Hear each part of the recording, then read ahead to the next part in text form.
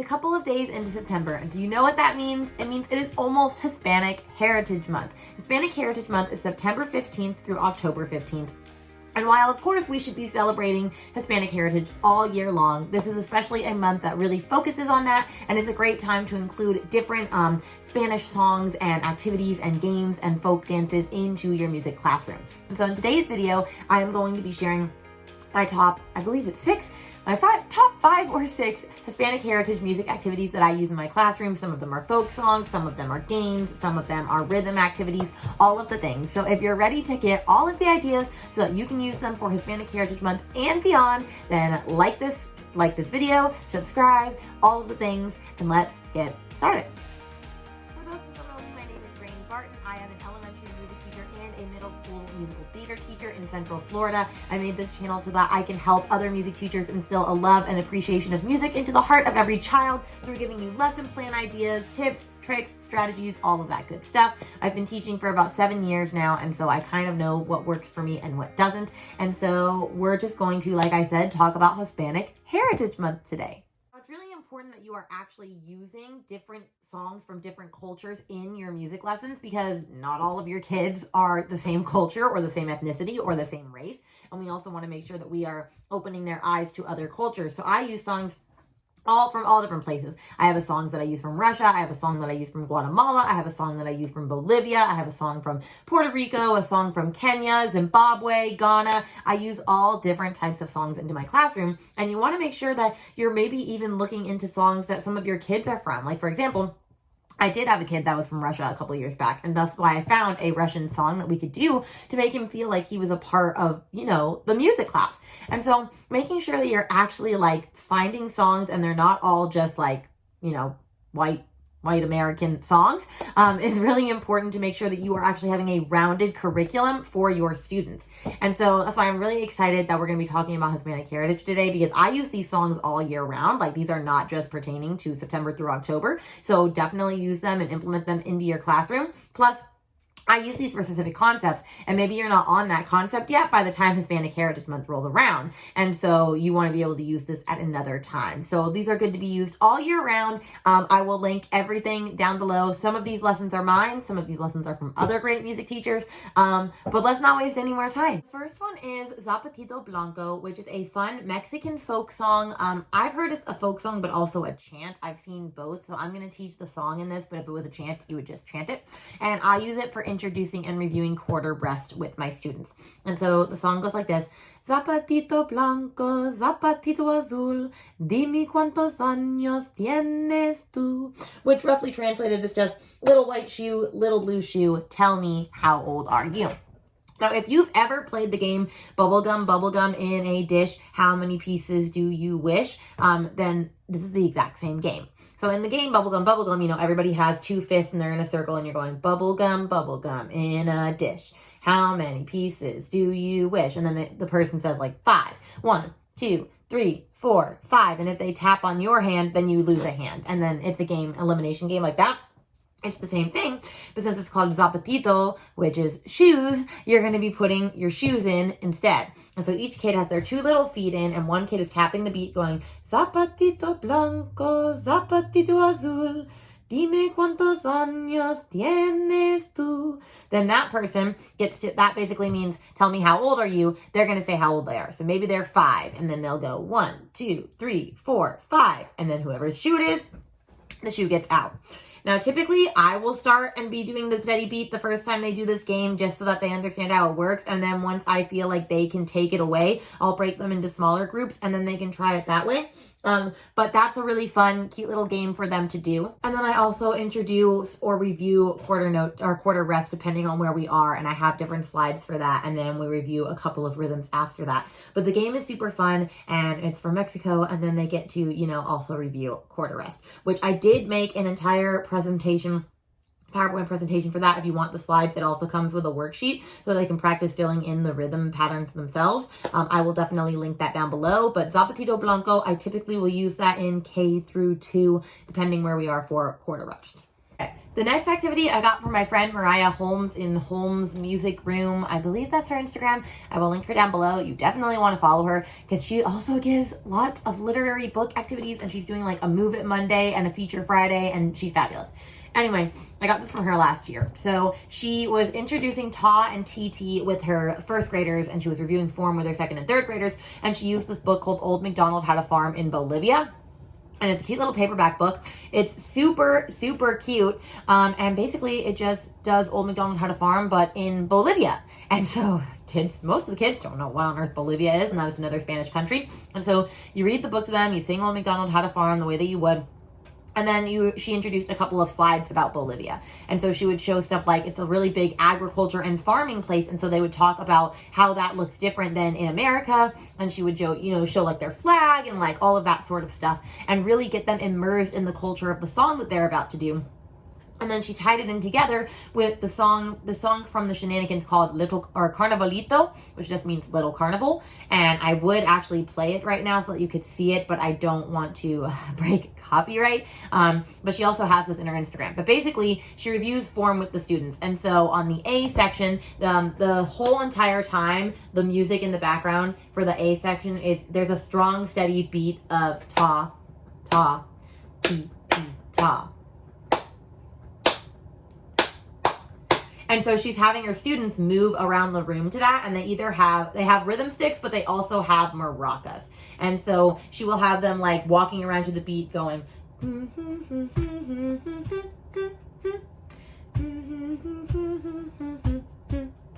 and they keep going, and they're going this whole entire time, ta, ta, ti, ti, ta. And then when it gets to the B section, like there's people going, arriba, and they're getting super excited. She just has them shaking maracas, dancing all around, shaking maracas to show a very big distinction between the A section and the B section. And so once again, this is by the Shenanigans, and it's called Carnavalito, so definitely look it up. I'll link the song down below. And it's a really great way to review ta and TT with your students, because you could have them saying ta, ta, ti, ti, ta while they're moving around the space. And then the maraca part is just free play, shake. And it's great for reviewing form with your second and third graders to introduce the differences between A and B, A-B form. So I really liked this one, especially that it teaches about Bolivia, and it doesn't just teach about like Mexico or Cuba or Puerto Rico like the typical ones. So definitely introduce this. I'll link to her Instagram post if I can, but this was a hit last year with my students. Okay, the next one is a Guatemalan folk song that I have used in both first grade and fourth grade before. I have 2 different lessons for them, and also have 2 different lessons for them on TPT, so I will share both. But the song is called Vamos a la Mar, and it's just about going to the sea and eating fish. It has 2 verses, but I'm only going to sing the first verse for you. And if you see me looking over here, it's because I don't always remember the words if I'm not teaching it right this minute. So it goes like this. Vamos a la mar, tum tum, a comer pescado, tum tum, boca colorada, tum tum, fritito y asado, tum tum.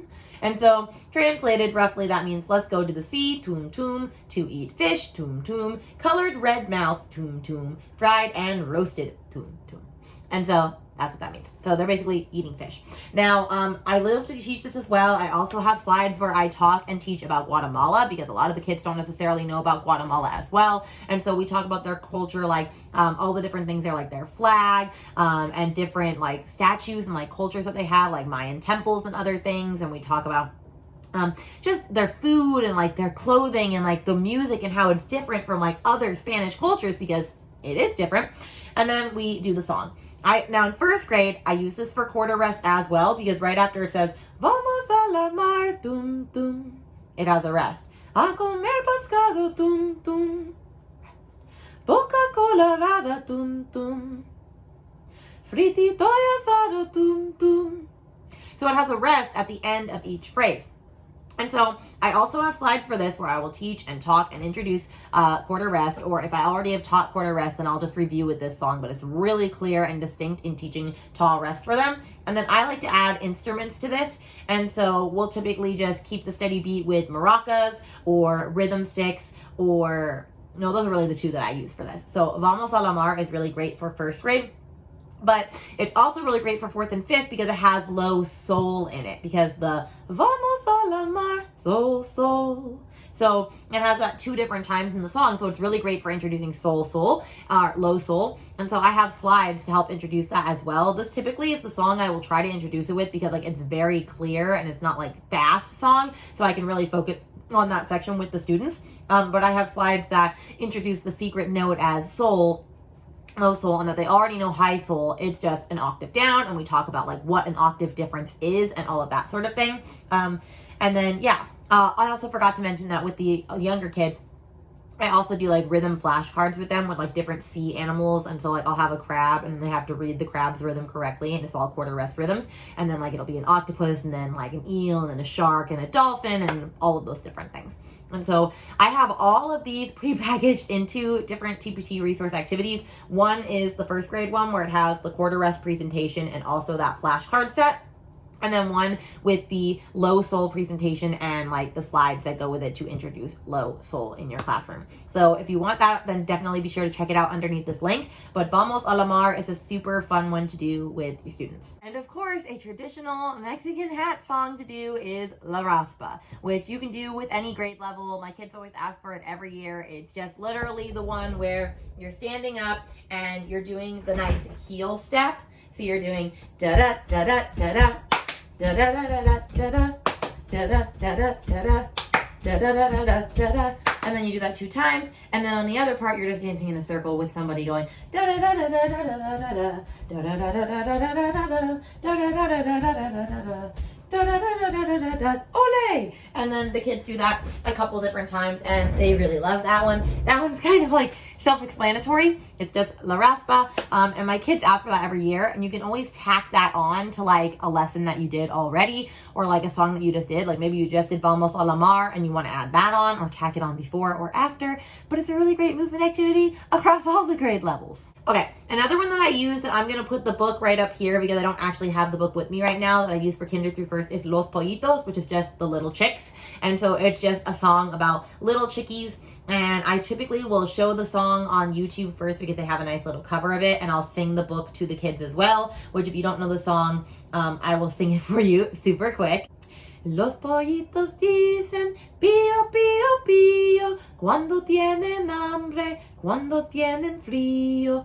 And so it's basically just saying little chicks say chirp, chirp, chirp when they're hungry and when they're cold. The next verse is the mother hen looks for corn and wheat. She gives them food and gives them shelter. And then under mama's wings, huddling up, sleep the little chicks until the next day. And so I'll read this book to the entire, like the kids, and I'll sing it to them, and then I'll show them the little video because I found this cute little YouTube video that kind of like acts it out for them and they think that it's super cute. And then I wanted to review Ta and TT rhythms with them, and so I created a little circle dance for them that all they use is maracas. And I have the first verse, the second verse, and the third verse, and so I'm just going to teach it to you really quick, and then you can use it in your classroom if you wish. But the first verse, which is what I just sang, which is the Los pollitos dicen pío, pío, pío, cuando tienen hambre, cuando tienen frío. All they're doing is walking in a circle one direction the entire time, keeping the steady beat with the maracas, just the entire time. So they're going, Los pollitos dicen pío, pío, pío, cuando tienen hambre, cuando tienen frío. And then in between every single verse, I have them copy different rhythm patterns of mine, 4 different rhythm patterns. So maybe I go,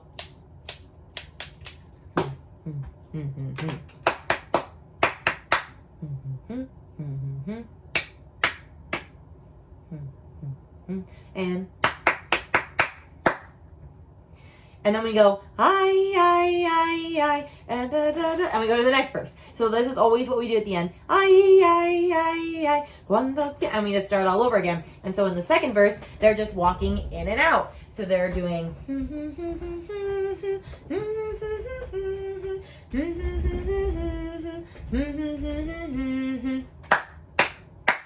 and then they do the whole thing, and then we go, I, and the very last verse, they're just shaking to the left, and the right,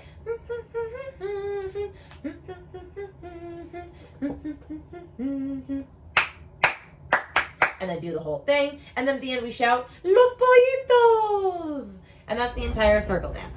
So I will definitely link all that down below for you, but one more time, you sing the first verse just walking in a steady beat around the circle, and then you do 4 rhythm patterns for them to echo. And the second verse, you're walking in for 4, shaking up, out for 4, shaking down. In for 4, shaking up, out for 4, shaking down.